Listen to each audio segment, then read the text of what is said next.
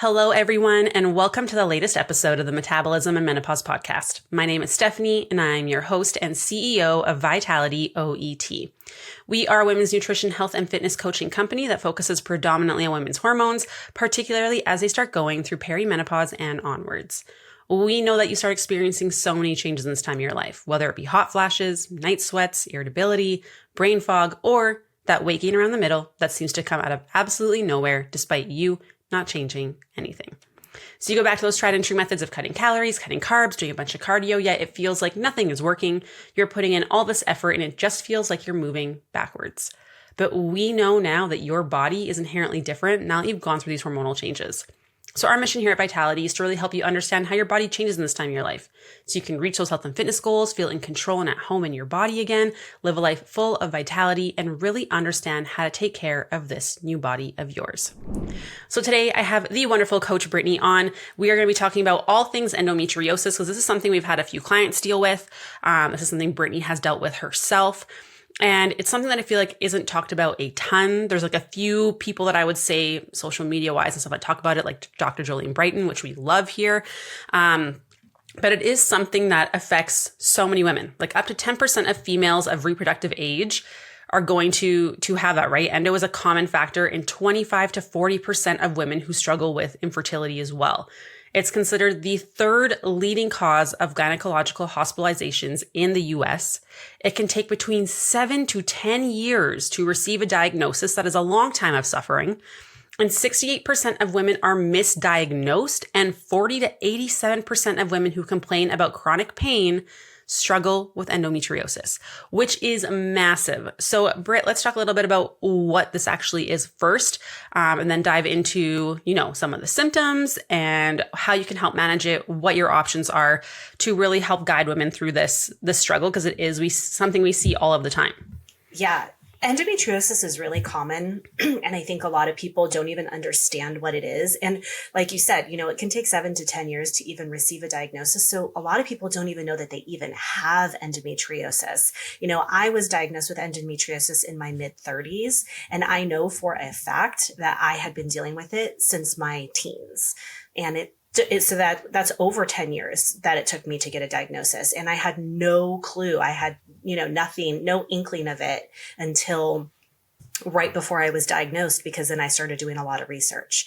So I think it's helpful for us to understand what exactly is endometriosis, right?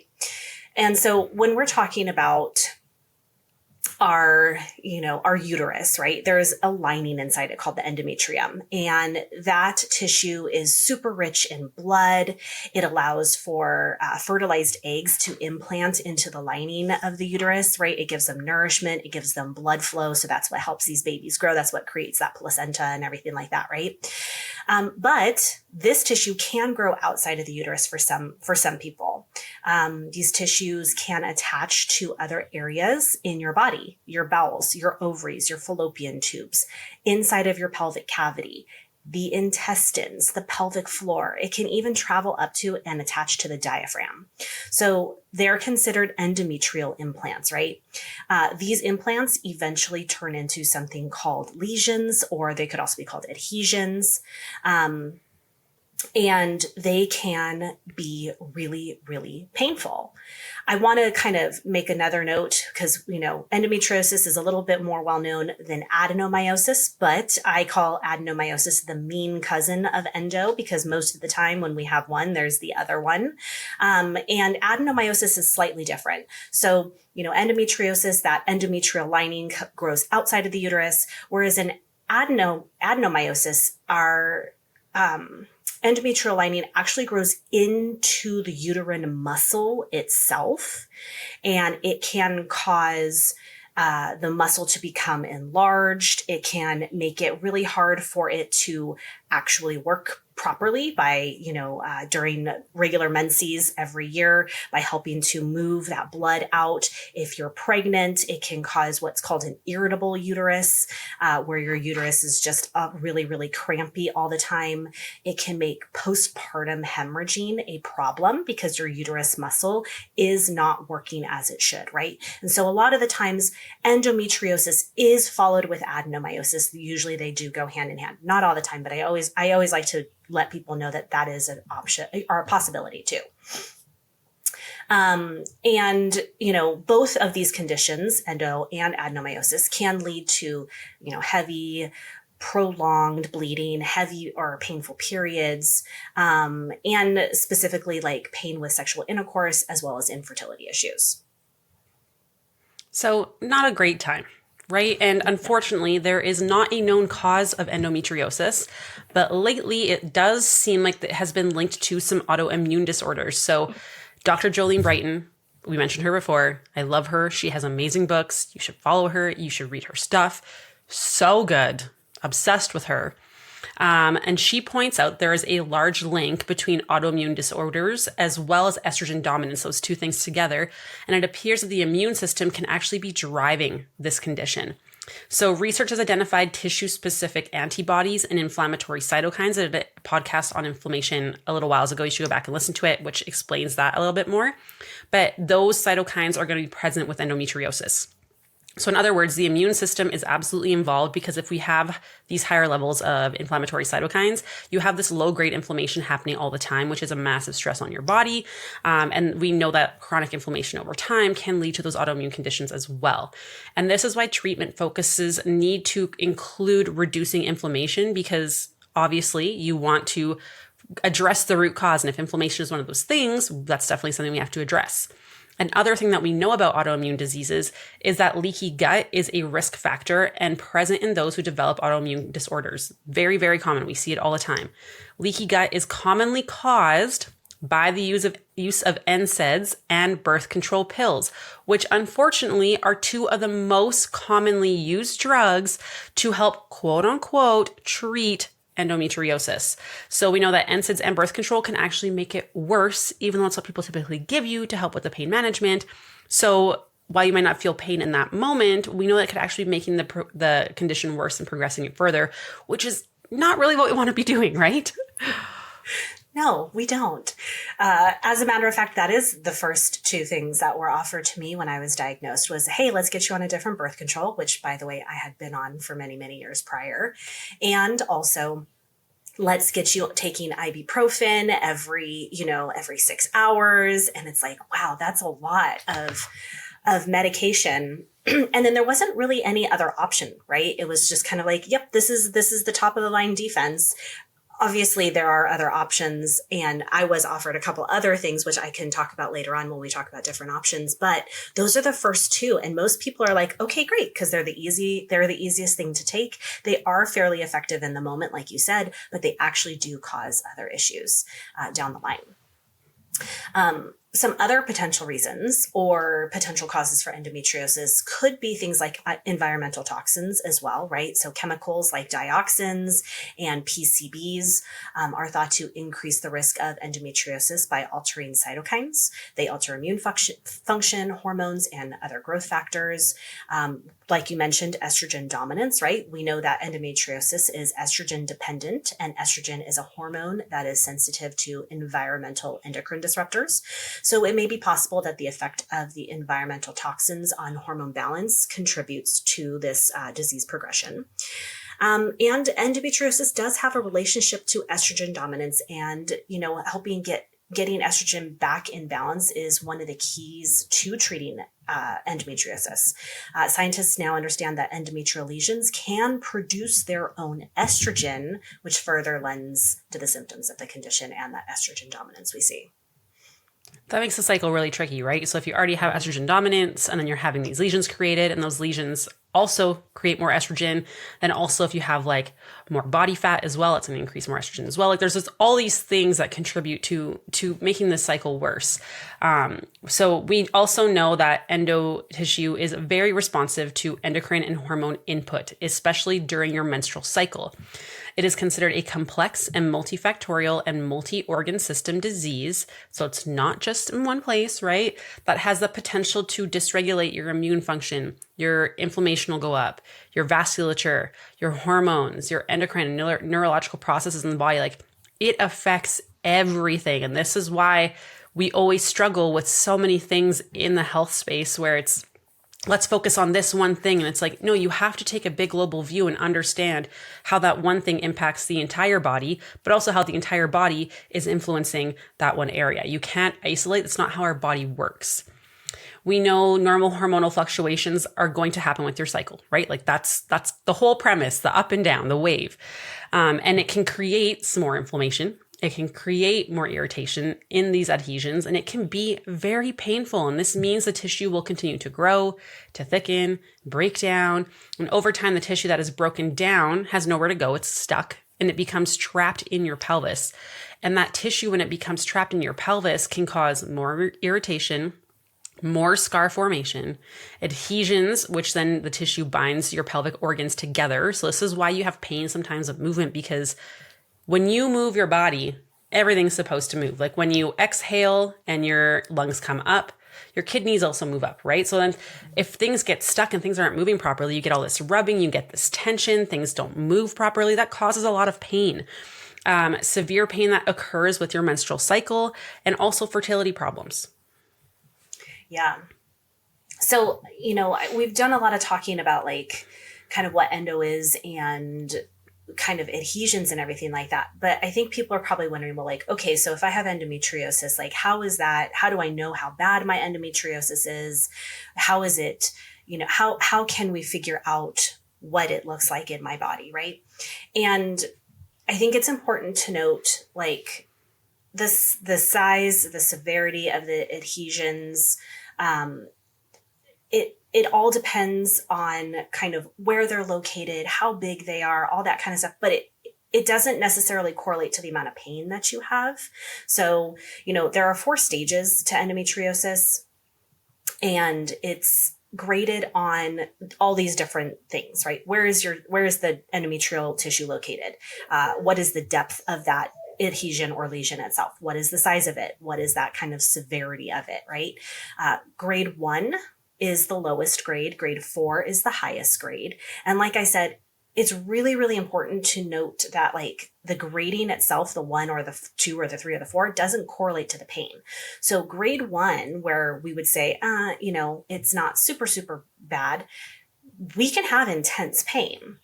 And you can be grade 4, where I had a friend who was grade 4, and she has no pain at all. And it's like, holy cow, if like I saw her laparoscopy pictures and I was like, oh my gosh. And she's like, I don't know. I don't have any pain. I feel fine. Right. So it's not always correlated.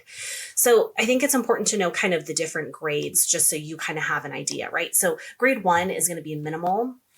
So it's considered minimal endometriosis. There are smaller lesions or, adhesions, more of a shallow implant. Remember, that tissue kind of burrows into the tissue, the really blood-rich tissue that it's attaching to, and it can burrow down and create roots, right? And these, grade 1 is like smaller lesions, smaller wounds, more shallow implants, can be mostly on like the ovaries, that kind of area. There may be inflammation kind of in or around the pelvic cavity. Stage 2 is more mild, right? So mild endometriosis is lighter lesions, still shallow implants on the ovaries, probably a little bit more on the pelvic lining.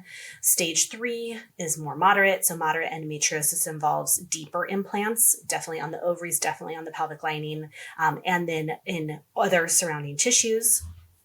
And stage 4 is severe, right? So the most severe stage of endometriosis, these are really deep implants on the pelvic lining, deeper implants around the ovaries. There's probably going to be more lesions on fallopian tubes, on bowels.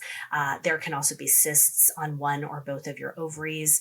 I have stage 4 endometriosis, and my pain was actually pretty darn severe. But like I said, I have a friend who also had stage 4, absolutely no pain. I've had clients who know that they're stage 1 and have severe pain like I did in a stage 4. So it just really depends on the person.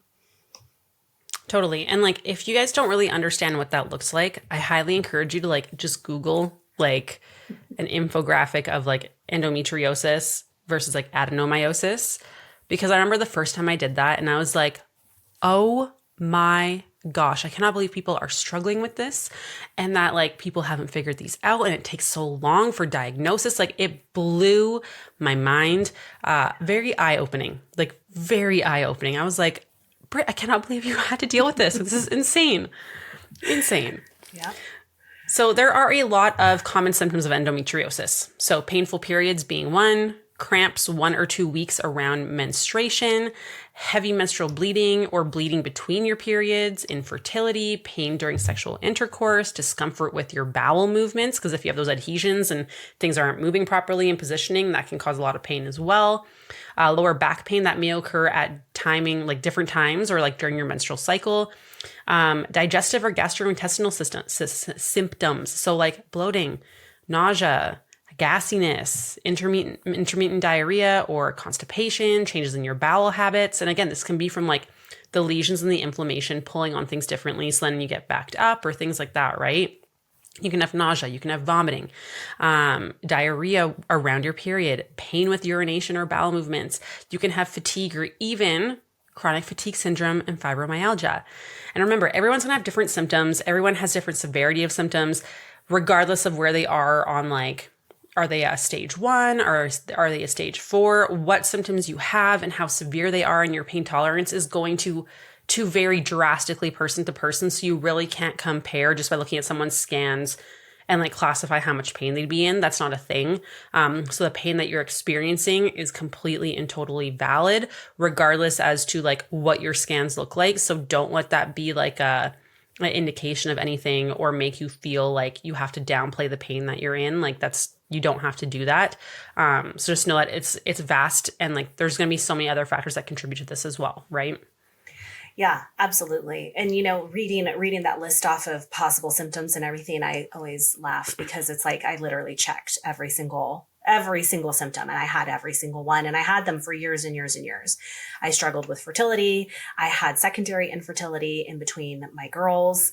I had a lot of losses. That's another thing that isn't talked about a lot is pregnancy loss that comes with endometriosis and adenomyosis. And I was recently diagnosed with fibromyalgia, which interestingly enough, almost always occurs, the chronic fatigue syndrome and fibromyalgia almost always occur with endometriosis. And it is definitely autoimmune related, immune system related, that kind of thing.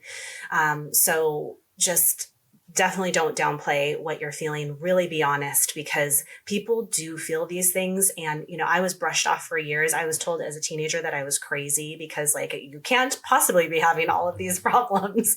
And, it really took me really advocating for years and years and years and years and years that yes, no, I am still having these problems. Yes, I have tried all these things. Yes, I have changed this stuff. Yes, I have tried this medication before finally reaching a diagnosis in my mid-30s, right?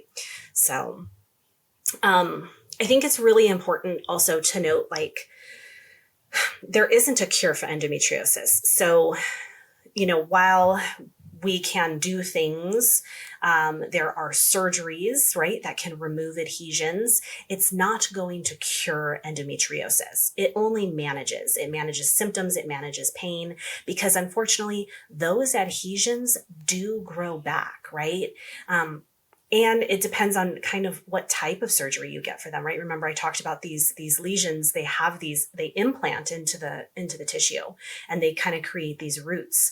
And there's different types of surgeries. There's excision surgery that kind of comes down and it goes and it pulls the root of that, adhesion out. And there's also lysis surgery, which is also called like laser surgery. So basically it kind of cuts the top of the adhesion off, but that root is still present, right? So depending on what kind you get, it can grow back a little faster than others. But unfortunately, no matter what we do, it's always going to be there, right? So I wanted to talk a little bit about kind of different ways that we can manage endometriosis. We're going to go over some conventional options, but we're also going to go over some maybe not so conventional options, right? So first one, and we've talked about this already, is the NSAIDs, right? So this is the number one recommendation. NSAIDs are they help with pain management, but they're also going to help lower inflammation. But unfortunately, they do perpetuate leaky gut, right? NSAIDs can also suppress ovulation, which we need to make progesterone. And if we're not making enough progesterone, we're suppressing ovulation, we're going to have more estrogen dominance and those lower progesterone levels, right? So kind of like, what is it, chicken or the egg? Kind of what comes first with this, right? Is it the NSAIDs causing it? Is the endo causing it? And then there's different pain medications. So tramadol, or other opioid medications, as well as muscle relaxants, antidepressants, or even anticonvulsant medications, specifically like gabapentin, are really, really common to help manage the pain that you are in a lot of the time. I also was offered a lot of these pain medications. I had 2 little kids, and there was no way I could function and take these pain medications. So I chose not to, but that was kind of that second thing that they offered me. I remember when we were like, Britt was like teaching, did a session on this with the coaches. We were diving deep into endometriosis. And I remember when she brought up the NSAIDs, Coach Cariana was like, oh my gosh, I'm ruining my body. I take NSAIDs all the time. She's like, I love my Advil. She's like, I'm going to make myself have leaky gut. Oh my gosh, I'm going to take my progesterone. Oh my gosh, like, it was hilarious. Like, I love Coach Cariana so much. She like, definitely, it was like a very hypochondriac moment. So don't freak out if you're like, oh crap, I take Advil all the time. It's just, now you know, right? You can better prepare yourself, make some better decisions. Let's try and get to the root cause of like why you're needing to take your NSAIDs, right? So do not panic, because I always think of Cariana where she's like, oh my gosh. And I'm like, how many people listening to this are probably gonna have the same reaction? So caveat there, do not worry. We're gonna talk about how you can like lower inflammation to like then not have to take your NSAIDs, right? So just let's put that in a little box that we're gonna go back to. Do not freak out. So the next one is birth control pills. Hormonal contraceptives decrease fertility by preventing the monthly grow and buildup of endometrial-like tissue. So birth control pills, patches, vaginal rings can all reduce and even eliminate the pain in less severe endometriosis. However, we know that birth control can also like contribute to this in the long term. So we need to just be mindful of that. If you've ever read Jolene Brighton's book, Beyond the Pill, does that after the pill? Beyond the Pill? Beyond the Pill. Yeah, it's good. She like talks about this stuff too, and it's amazing. So if you want to go like a little bit more deep into that, great resource for you to go check out. Then also IUDs. So those hormonal intrauterine devices, they can help treat endometriosis by releasing progestin, a hormone that can reduce the severity of periods and ease pelvic pain. However, we know progestins do come with a ton of negative side effects that I personally have experienced because I was on those for like almost 2 decades. Like she was a long time. Because when you take progestin, then your body doesn't doesn't produce progesterone because it doesn't need to. And progesterone are very different. We actually filmed a podcast on this a long time ago that you can go search for, that will like explain so much. Like it will be very eye-opening, especially if you've been on progestin containing birth control, which a lot of them do have, which can be eye-opening for you as well. So again, do not panic. But like the more that you know and understand, the more grace you can give your body, the better you know how to address yourself. Because if you don't know why you're struggling with all these things or what those things did to your body, like you don't know what to do. Like if I'm trying to drive to Brittany, but I don't know where I'm starting from, I'm just guessing. Like I could be driving closer to her, further away from her. Eventually I'll give up because I'm, like it's just too hard to get there. I don't know where I'm going. And it costs you a lot of time. It costs you a lot of money. It costs you a lot of pain, right? So understanding where you are and like how you got there is then going to dictate what direction you need to go in. But like you need to understand where your body's at now and why, which is why we created this podcast in the first place. So great podcast to go back to, the progestin one. Definitely check that out if you are someone who has ever taken progestin containing birth control, or if you're on birth control to help manage your menopausal symptoms, which is also not super great. But again, head back to that podcast. You'll get a ton of information there. Yeah, absolutely. I'm going to talk about a couple other things that are a little less known. I know that when we were talking about, and we were kind of doing our little masterclass on endometriosis, and I was talking about this, area of treatment and management, all the coaches were like, oh my gosh. But you can take something called a GnRH agonist or an antagonist. So these are gonadotropin releasing hormone medications, right? So they block the production of estrogen, which, stimulates the ovaries. The most common one is called Lupron Depot, right? It's an injectable. There's also a newer one called Elagolix, and it's taken orally. And it is an antagonist, and they both suppress estrogen production, effectively putting you into a menopausal-like state, right? So the side effects to this type of therapy is vaginal dryness, pretty severe hot flashes. And the point of it is to lower the estrogen, which we know can irritate these adhesions, and the adhesions itself can create their own estrogen, right? So trying to diminish that. So effectively putting you into a menopausal state. But remember, with that also comes kind of all of the negative side effects of like, now we're having bone loss. Now we're having muscle loss. Now we can have some weight gain, all of that kind of stuff too. Technically, which they probably don't tell you. They right? don't. They probably don't tell you that. No, they don't at all. I remember a friend of mine ended up going on Lupron to manage her endometriosis. And I was like, you do realize they're like putting you in menopause, right? And she's younger than me. She's in her 20s. And she's like, what? And I go, yeah, like trust me, if you can go and do something different, I really think you should, because you're not going to be feeling very good here pretty soon. And she ended up sticking with it, and she did not feel good. She's had a lot of issues from it since. But yeah, it is something that they don't bother telling you. You can technically take small doses of like estrogen and progesterone at the same time to help like limit or even prevent some of the symptoms. But we're basically suppressing estrogen to put some more estrogen back in the body. So it's kind of like, again, I don't really know if that's the greatest option for a lot of people. There is another medication called Danazol with androgenic hormones, and it's used to stop menstruation. It helps reduce symptoms of endometriosis. While taking Danazol, the disease may continue to progress. And again, if it's an androgenic hormone medication, the side effects are going to be similar to those of higher androgens, right? So acne, hair growing, hirsutism, so facial hair growing, maybe potentially even losing some hair in that male pattern baldness on your head, those type of things. I mentioned earlier. Very like PCOS Yes. is like typically what would happen to you. So if you're someone who like has PCOS, your PCOS, probably not a great option.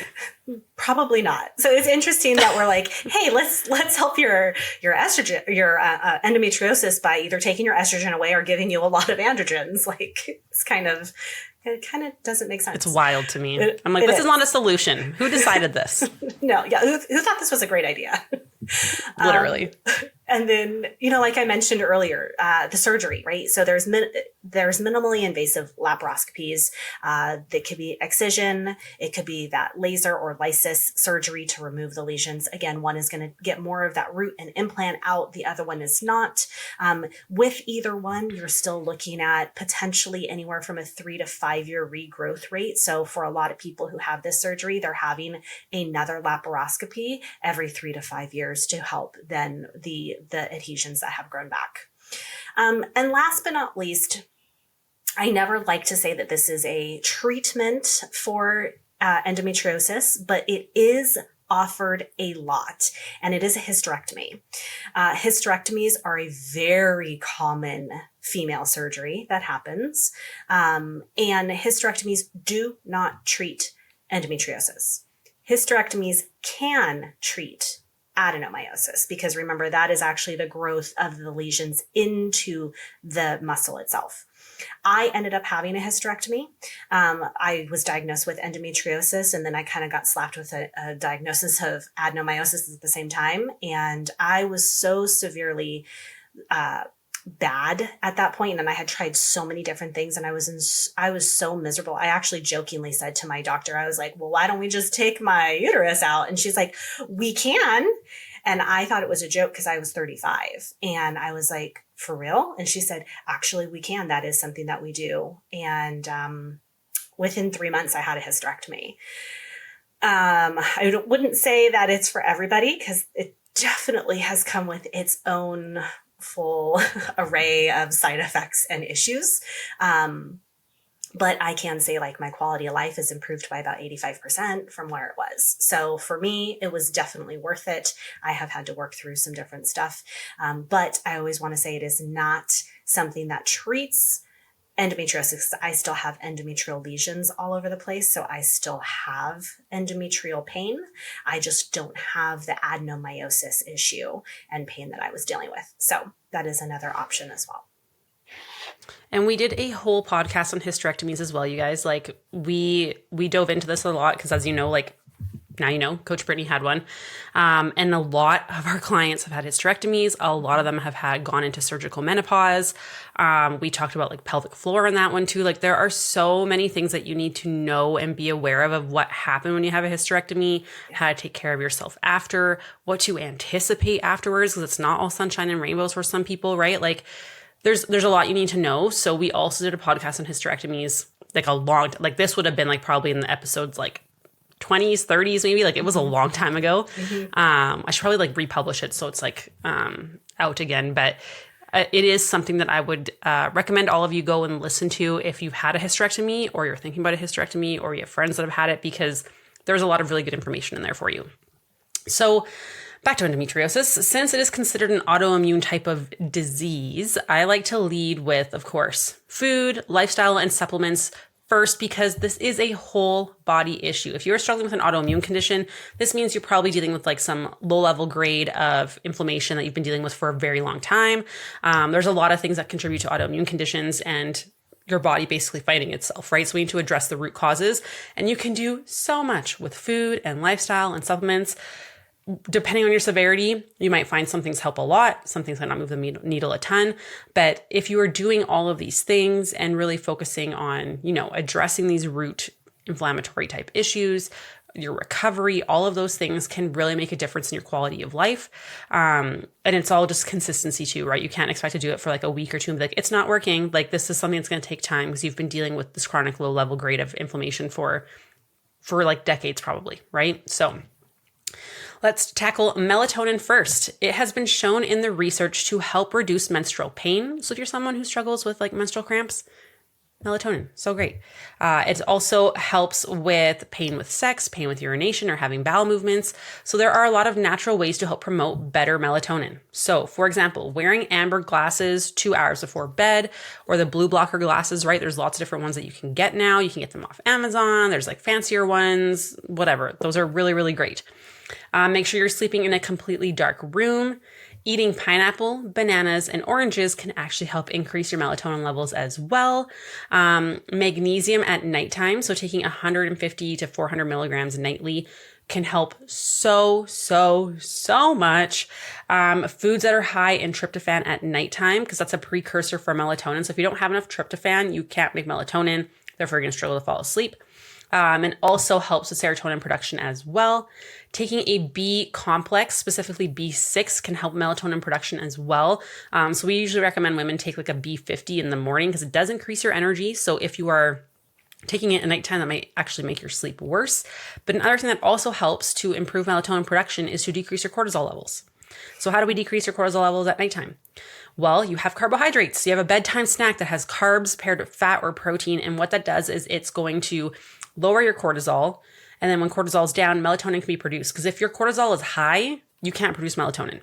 So this is where having a bedtime snack can be super helpful. It doesn't have to be very big, like 100, 200 calories, like an hour before bed-ish. So have like a little bit of popcorn and a piece of cheese. Have some oatmeal with some protein powder. Have some yogurt with some granola. Have a piece of whole grain bread with some peanut butter. Like there's so many options that you can have. To help you with your sleep, because if we are improving sleep, melatonin is naturally going to go up and going to help you with all of these things. So if you are doing the vitamin B50 in the morning, you are having your magnesium at nighttime, you are eating pineapples, bananas, oranges, and then having that bedtime snack, you are going to be surprised at how much better your sleep improves. Melatonin will go up, and that's going to help reduce the menstrual pain with sex, pain with urination, and bowel movements. So that's really massive. And this is something we know a lot of women in perimenopause and menopause already struggle with. So then if you can improve this, it's going to help you in so many capacities, as well as improve hormonal production pathways and detox systems, which is going to be really important for this as well. It's all connected, right? It's the whole Always. body. Always. One of the other things that can be really, really helpful, and this is also what I'm going to mention, is also helpful for menopause and hot flashes itself too, but pycnogenol. And this is really helpful to reduce pain for people with endometriosis. So it's an extract from pine bark, and it can offer up to a 33% reduction in pain symptoms when taken about 30 milligrams twice a day. It is also really effective for hot flashes. So that is definitely somebody who deals with endometriosis, does also have hot flashes, but also anybody going through menopause and struggling with hot flashes. This can be kind of a little bit of a lifesaver and a game changer for people. The other thing that is really helpful is turmeric. So in one study, it was found that turmeric was able to inhibit the growth of endometriosis cells by actually suppressing the production of estradiol. And in another study, turmeric was shown to inhibit growth of endometriosis via downregulation of a vascular endothelial growth factor. And it has anti-inflammatory properties, which may improve symptoms of endometriosis, like that pain and just kind of that, even that water retention feeling that a lot of people have when they have endometriosis. And that happens in perimenopause and menopause as well, right? Like, because our estrogen, when it starts to decline, you can still have estrogen dominance and have low estrogen levels, right? So we know that as that changes, we see more inflammation in our body. So this can make, like, if you had endometriosis and didn't really know it, or it was like pretty minor type symptoms, where it can be like really exacerbated in perimenopause and menopause, it is because inflammation naturally starts to increase. So having turmeric to help combat that can make a really big difference for you as well. So now we have physical therapy. Most women with endometriosis don't even recognize how the way they walk, the way that they move their body can change once your disease has been progressing. Because we start seeing like muscle imbalances that can result from your body compensating to try and avoid pain. Because like maybe extending a certain way or rotating a certain way or sitting a certain way is painful based on like where those lesions are. Because like, remember how I said, like, you exhale, your kidneys come up, you inhale, your kidneys move down, everything moves together, right? So we know that if there's something that's like causing things to get stuck and it's pulling and causes pain, maybe it's like going around nerves, right? So you start preventing yourself from moving certain ways because that's painful. Well, then you start having all these other muscle imbalances, which is going to lead to more pain in the long run, more compensations, more wear and tear on certain joints. So getting physical therapy can make a massive difference, because otherwise, long term, when we're looking 5-10 years down the road, you might have been avoiding pain in one certain area, and then we're seeing it progress and get worse as these imbalances get worse over time. So body workers can help resolve the pelvic and abdominal adhesions that are common as natural treatments for endometriosis. Pelvic floor PT, it's not uncommon for pelvic floor muscles to get really tight, right? And they have trigger points, and they can be in need in some TLC. A pelvic floor physical therapist that specializes in endometriosis can offer you specific support for your condition. Honestly, manual osteopathic therapy is amazing. This is something that I learned to do when I was in school for osteo and was practicing for a few years before I really dove headfirst into this. Understanding how organs are supposed to move and the trigger points for various ligaments and adhesions and where everything can be, right? And if you've had surgeries, if you've had a C-section, that's more scar tissue in there, right? So they're able to like learn how to treat those scars and how to, break stuff up a little bit, get some more blood flow, mobility, lymph, all that stuff. Because if things get stuck and lymph can't move, like, it feels heavy. You might start feeling more bloated as well because fluid can't move as well. And like anything, and then there's just more pressure building up, right? Which doesn't feel great. So this is where going to different body workers, getting physical therapy can make a really big difference in the long run. So even if you just start to notice some things, or like, oh, I don't feel like I'm standing straight, or I feel like I'm always rotating, things like that, really great to start being proactive about this, because then you'll be forced to in the future, and it's going to be a lot more painful and a lot more work to get you to baseline. So working on these things and like investing time and money into it now before you have to, you'll spend less money in the long term, and your quality of life will be a lot better as well. Absolutely. Yeah. I am going to talk about kind of my favorite part, which is estrogen detoxification and liver support. So I joke that I'm the queen of estrogen detoxification because I've been estrogen dominant for my whole life. And this is something that's really, really important. So one of the things that happens to people when they have endometriosis, like we mentioned, is they can have a lot of gut issues. They can have a lot of constipation issues. And those two things in and of itself can impair estrogen detoxification, right? So really, really, really important that we are working on gut health, really important that we are working on getting a more regular and less constipated and having regular bowel movements, right? Because that's going to be the number one thing. So anything that we do that I mentioned next about actually detoxifying estrogen, we need to actually have appropriate bowel movements, because the way that our body detoxes estrogen is it basically wraps it up into like these nice little packages with a little bow, and it sends it into our colon, and it says, all right, we need to get it out. And you have to have bowel movements to get that estrogen out. If we're not, what happens is all that estrogen is sitting essentially in the colon, and then it goes, well, guess we're not going anywhere. And it unwraps itself and it puts itself right back in your system. So we want to prevent that as much as we possibly can. Right.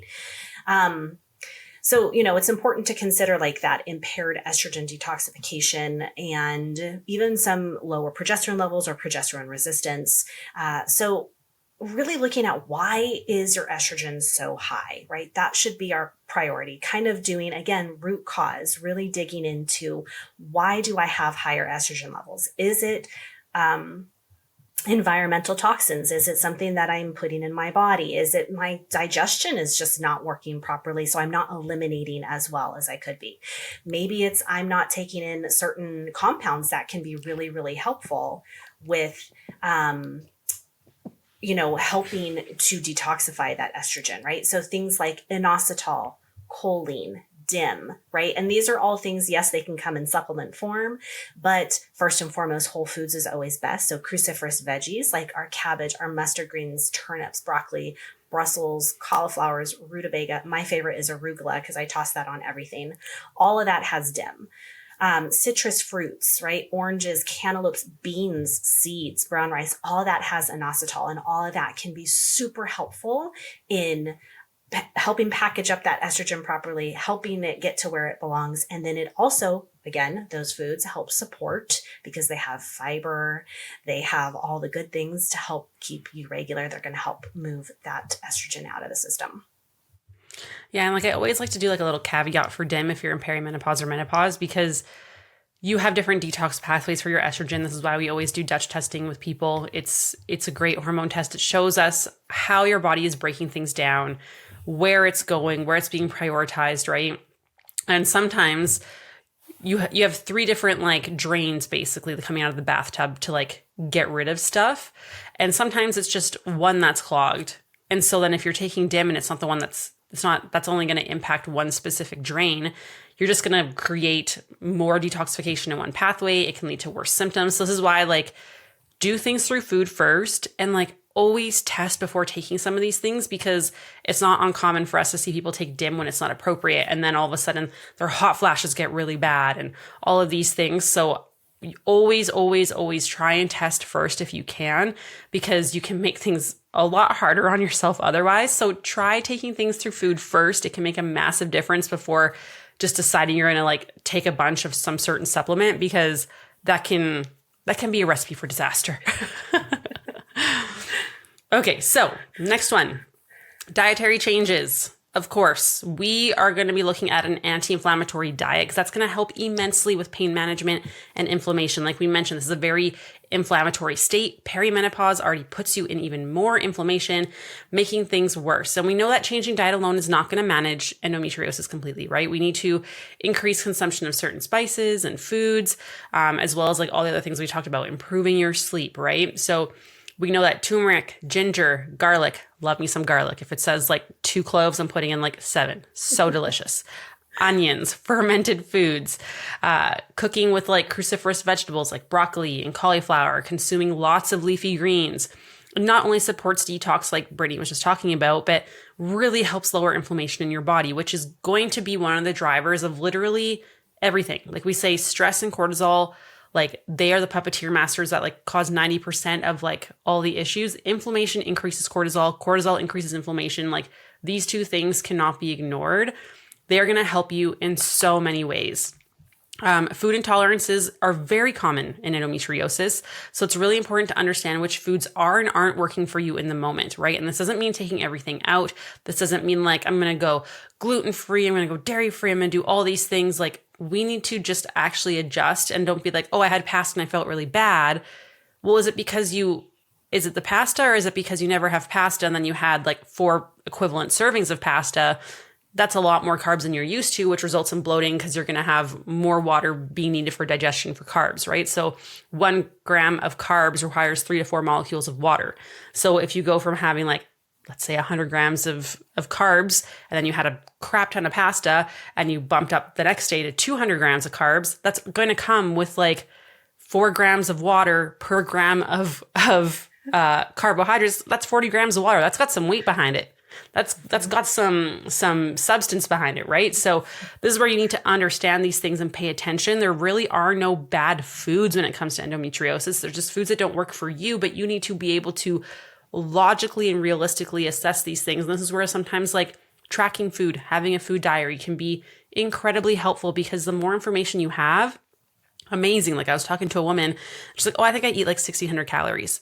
She tracked her food. She's like, Steph, I was eating 900. And I was like, I'm so glad you started tracking and paying attention to this. She's like, I thought for sure I was getting 100 grams of protein. I thought for sure I was eating 1,600 calories. And it's like, nah, like we got to build you up slowly. But like understanding and having awareness of this stuff, like you can't just quote unquote guess, like try and take some data down, see how you're feeling. That's going to help you make better decisions down the road. And when you can connect the dots, it's like, oh, this makes me feel this way. This helps me sleep. This, that, like it makes it easier to stick to whatever you're trying to follow and improve things because you know definitively like, oh, this right now isn't working for me.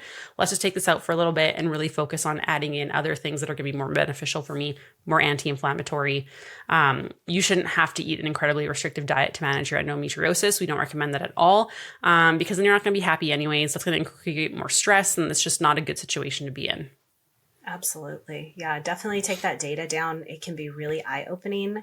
Things that you thought you were getting, you're not. Things that you are doing that are actually irritating you, you can easily pick out instead of playing the whole sweeping out everything in your diet game and just eliminating everything because a lot of the times it's not necessary to do that.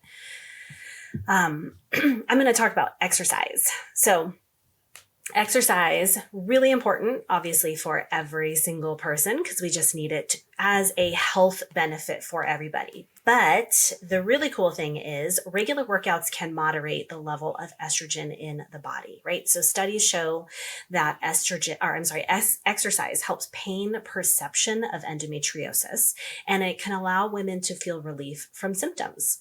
So to be clear, this is walking. This is low intensity exercises. This is strength training, all of which are going to help reduce inflammation, open up detoxification pathways in the body. This is not high intensity workouts 6 days a week for 45 minutes at a time. This is not killing yourself on runs that are super long distance for hours and hours and miles and miles.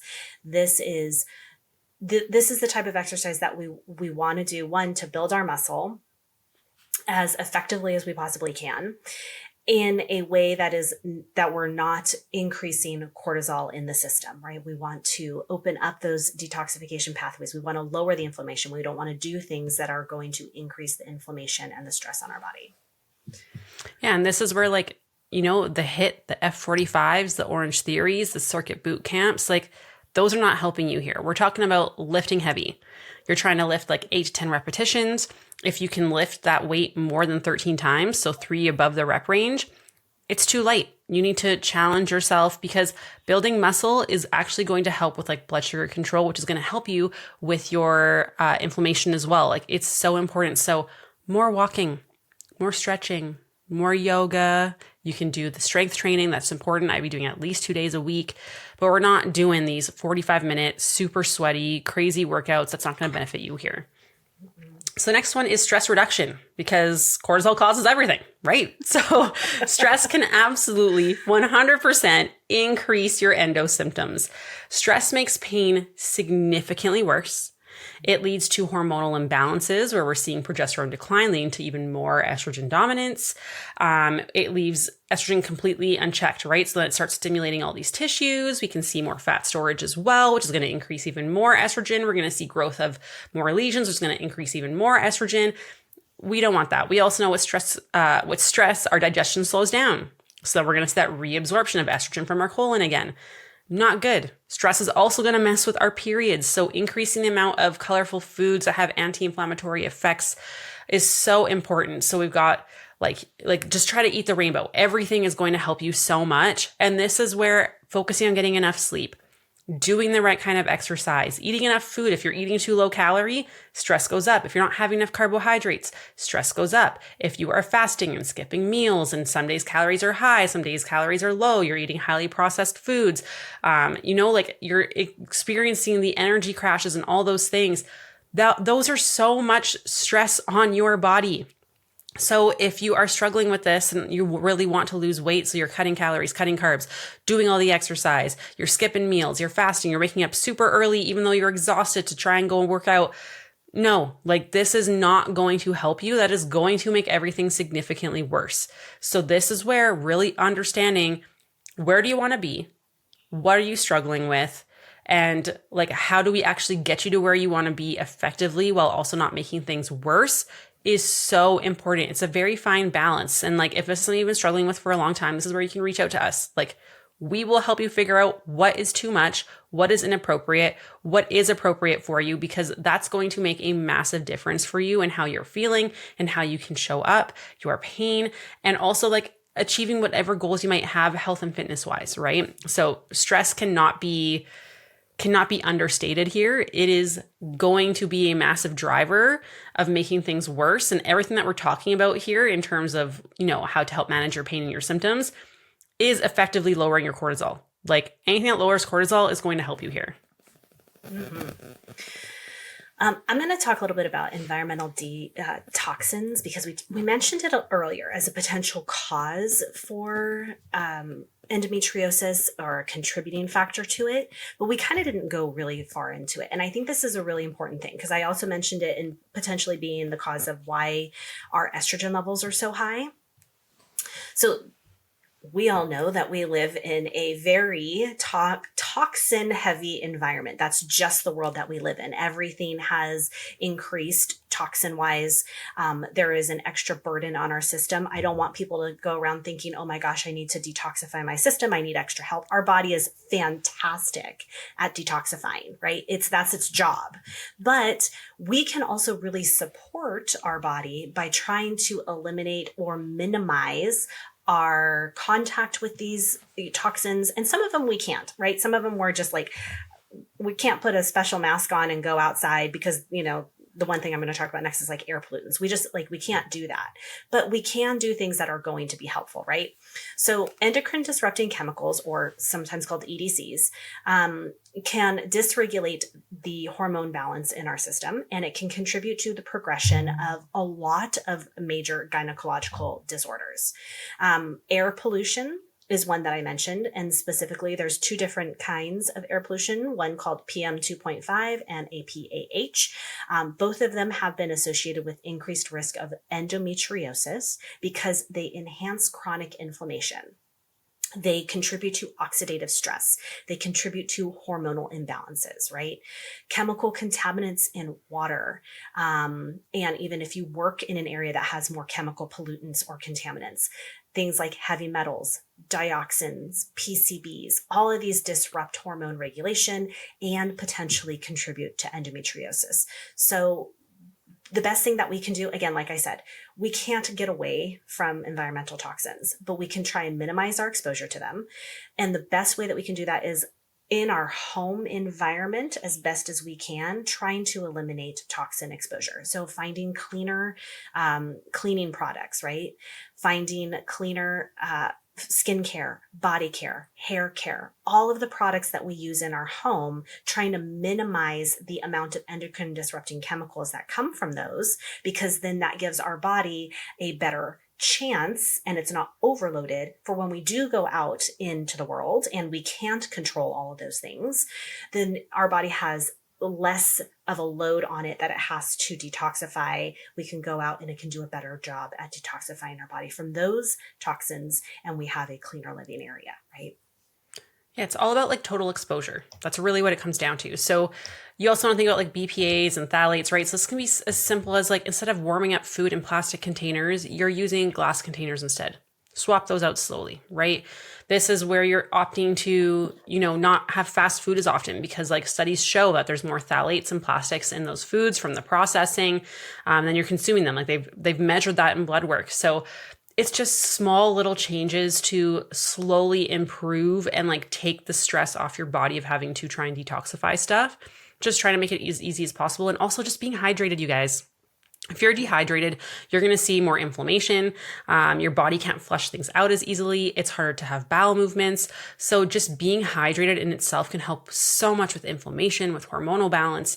So it doesn't have to be super complicated. And like, as you run out of like laundry detergent, just search for, a better option. So if you go and try and swap everything out of your house right now, it's going to cost you $1 bajillion. So like, as you start using things up, like, is there different things that you can substitute in just to like make a better choice, right? It's never going to be perfect. You're never going to have like everything be completely toxin free. That's not realistic. Just, can I make a better choice? Like that's all you got to do. And it's just baby steps in the right direction, because otherwise you're going to overwhelm yourself and it's going to be too much. And then it's stress. And then that's going to make things worse, right? So in terms of a diagnosis, like we chatted about this a little bit, it's hard to diagnose, right? Like endometriosis is tough to diagnose. It's typically going to start with an ultrasound, but it's really hard to diagnose off of that alone. So usually symptoms are used, but I mean, you could be a severe level 4 and have like hardly any symptoms, right? So really, they're going to use like a laparoscopic surgery used to try and, diagnose that for you. But again, it's pay attention to your body. You know yourself, right? Like if you're starting to feel things, like the best thing that you can do is just implement the changes that we've already talked about. If you think this is something that you could potentially be struggling with, because it does take so long to diagnose.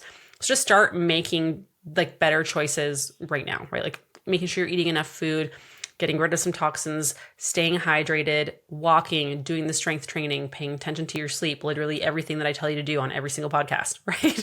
It's crazy how the basics actually help with literally everything. We're just too impatient to do it for long enough, which is wild. In terms of complications, the biggest complications that we typically see are going to be fertility. Even if fertility is not a complication that you experience, then you've got managing chronic pain, right? That's going to present its own challenges. You can struggle with like depression, anxiety, other mental health issues that may arise. They're not uncommon with people with endometriosis. Britt, do you want to share a little bit about like what were your biggest struggles, if you're comfortable sharing? Yeah. Like I mentioned, I basically had issues from the time that I was a teenager and kind of my first period in and of itself. I knew that it probably wasn't normal. But at the same time, you're just told, hey, periods just suck and just get over it, kind of a thing. But for me, I struggled for a lot of years with a lot of, severely heavy bleeding, basically everything that you listed. I had a lot of pain with bowel movements. I had a lot of constipation. I'd vacillate between constipation and diarrhea. I would have a ton of bloating. I was nauseous all the time. I couldn't figure out why. And if you're somebody like me whose literally biggest anxiety and fear is throwing up, you are living in a world of anxiety. So I'm the same. Honestly, so if bad. I feel like I have to throw up, I like work myself up because I get so anxious because I don't want to puke, which then makes it worse because you're stressed. Your body's like, we're going to do it. And you're like, no. And like, you can ask Taylor, whenever I've puked, I think goodness I didn't get sick during our pregnancy because like I cry. I'm like, I don't want to puke. And I puke and I'm crying. And it's a whole, and you always feel better afterwards. But like the anxiety of like wanting to puke makes you puke more. Like it's just it is a terrible time. Terrible time. It is. So I can't imagine that being like your everyday life. Like talk about stress. I told my husband, I remember like just walking into a store and just being like, do I know where the closest bathroom is at all times in case, because I was always nauseous. And, I just really hard to live with that. Having a lot of digestive issues, pain with intercourse, and then, realizing, I think in my mid-20s that, basically bleeding for like 2 weeks straight and having such intense cramps that I couldn't get off the sofa or out of bed for days on end probably wasn't normal. And then I ended up having an ectopic pregnancy right after I got married. And we found out that it was because my whole entire fallopian tube was basically plastered to the side of my body from endometriosis. And so there was no way that I could have actually like brought an egg down appropriately and everything like that. It was all bundled up in there. And that tube basically became not usable at all. And just going through life with severe bleeding and pain. I've passed out from having periods because I bled so much and so bad, which was always an interesting thing to try and explain to my husband. Like, this happens. It's happened before. It's fine. And he's like, this is not normal. And this is really scary. And getting to the point where, I had my kids and, I couldn't function taking care of them because I was in so much pain. I'd have about one good week a month where I was not in pain. I wasn't bleeding. I felt good. I had energy. I wasn't as nauseated. I could do things, and, living for 7 days out of every month is really hard. And just, I made a lot of changes in my life for the handful of years prior to actually getting my diagnosis. Cause like I said, I was diagnosed with endometriosis and then adenomyosis. And within 2 months, I had a hysterectomy.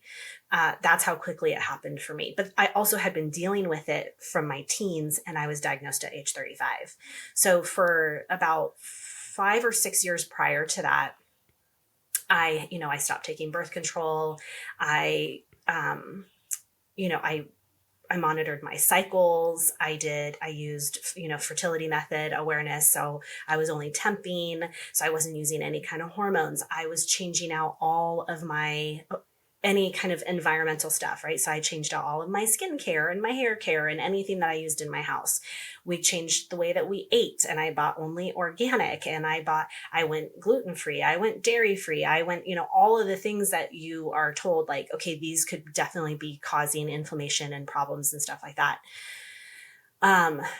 And it had an effect for me, but it wasn't enough. I think I was so progressed, and I had adenomyosis too, which just kind of progressed it. So for me, deciding to have a hysterectomy was probably the best decision that I could have made out of all the decisions. As you saw, the types of treatment that there are, I worked through about half of them before I was like, this isn't even worth it to me anymore, because it's either I'm drugged up or I'm feeling like crap, and I already feel like crap.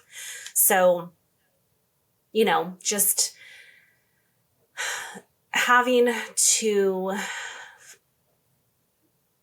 to advocate and argue with medical providers for years and years and years on end, and telling them, like, I feel depressed, but I feel depressed because I literally bleed for 3 weeks out of a month. I am in so much pain I can't get out. I'm depressed because I literally feel like I'm going to vomit every single time I move, or, it was just so bad.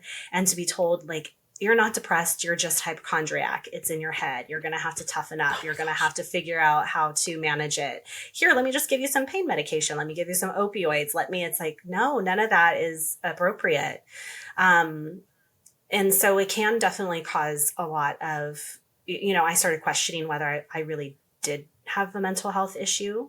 I started questioning whether it was all in my head, whether I was making this up. And so there is a lot, and then there's a stigma around it too, because there would be times where I would make plans to go do something, family, friends, whatever. And we'd get to that day and I'm like, I cannot get out of bed. I cannot function.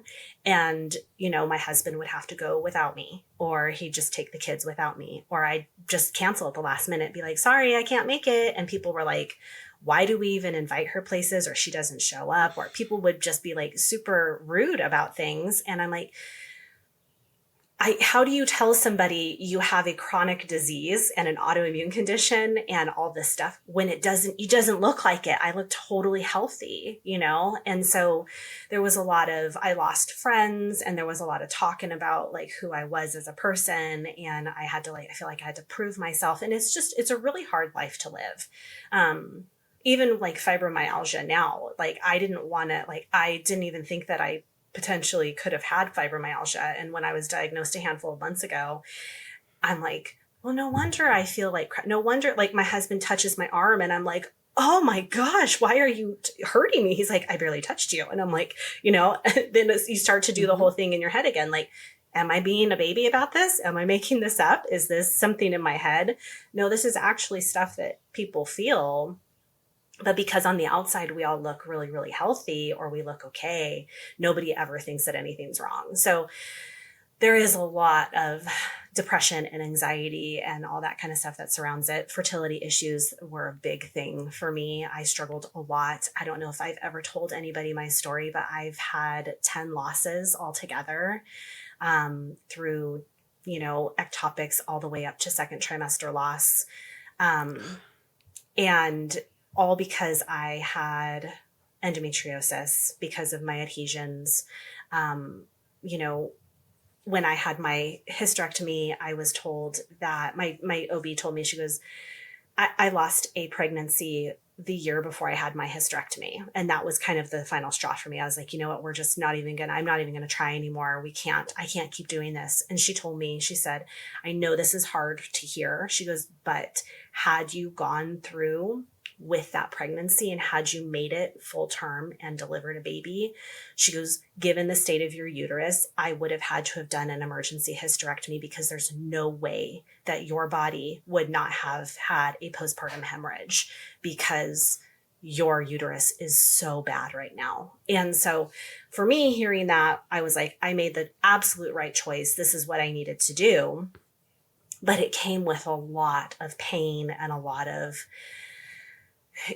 loss in a lot of different ways, through friends, through pregnancies, through a little bit of myself, all that kind of stuff. So having a invisible illness is really, really hard. And, when somebody is exhausted, like there are times where I'm exhausted and I'm like, why am I exhausted? I should be fine. Nothing's wrong with me. There really is stuff inside, that's wrong with you. And you forget that. So living with this, and if you know anybody who has more of these invisible illness or autoimmune disorders, like they're probably not okay as they might give off. Right. And they are struggling a lot with, how do I get things done? How do I function? How can I do this? And so just, if you know anybody in that position, or if you're in somebody who is in that position, like giving yourself the grace, and then also like asking for help. And if you're somebody who knows somebody, checking in and just seeing, can you do something? And I talk to my clients about this a lot too, is like capacity, like what capacity do you have? And your capacity is going to change on a daily basis. Right. And we're all like that. We all have higher capacity and lower capacity days, but being somebody who has more of these like invisible autoimmune issues, the capacity thing has been something that has really freed me to be like, my capacity is at 20 today, but if I give a 20, then I've given 100%, right? But if my capacity today is 80 and I can give an 80, I've still given 100%. My capacity is just a little bit higher today. So really going with whatever your capacity is on that day can be really, really helpful. And it can be really freeing because you're like, I'm still doing the best that I can. I'm just working with what I'm able to do today. So you're still giving like your maximal effort. That's the thing. Exactly. It's like people feel like they're not trying hard enough. And it's like, no, like you are actually giving it your all. Like you really are, of what you are able to give. Like you have emptied the cup there. That's it. Like, Yep. and I think I think one of the biggest things that you can do for someone is also tell them that you believe them. Because I remember I had a client that came in with like crazy chronic pain when I was working as an osteo. And like, she was telling me all this stuff and how like doctors weren't really helping her. And like, she's going through all these things. And I was like, I believe you. Like, you don't have to like justify to me. Like, I believe you. And she just like, when I say she sobbed, like she sobbed for like 30 minutes in my office. Like, we barely even did any treatment that day. It was just having the relief that like someone doesn't think you're crazy, that believes your symptoms, doesn't think that you're like making stuff up, you're not making excuses, is massive. So if you have people in your life who are struggling with that stuff, like just telling them that like you believe them is huge. And then like if you're struggling with that, find that person who can validate that for you is huge. Because unfortunately, that's not typically how healthcare works. That's usually not what our doctors are going to tell us, right? So trying to find those other people. And I mean, I think that's why you're such a good coach, is like you've dealt through so much that like you do believe people, and you've been there, and you can like articulate like, yeah, this, what you managed today is it. Like you did it. Yeah. Like you did the things, celebrate that. It's not like you failed. Like this is huge. And I think like that's part of why you're like such an amazing coach. So thank you so much for sharing your story with us. And I'm so glad that you've dove so much into all these things, all the hormone stuff. Brittany is a wealth of knowledge. She knows so many things from experience, and also from her working as like a doula and so much stuff, working with our clients through nutrition, all the stuff, like knows so much about the women's body. It's amazing. So thank you so much for who you are and for sharing your story. And if you guys know anyone who's struggling with endometriosis, like send this over to them. Like it'll be incredibly validating. And I think a lot more people need to hear it. That they're not crazy. There's things you can do. And even if you do all the things, you might not get all the relief, right? And that's okay. And that's where like diving into the progestin podcast and diving into the hysterectomy podcast will be really helpful for you too. So Brittany, thank you so much for everything you do, who you are. And I love you so much. Love you too. Thanks. Bye.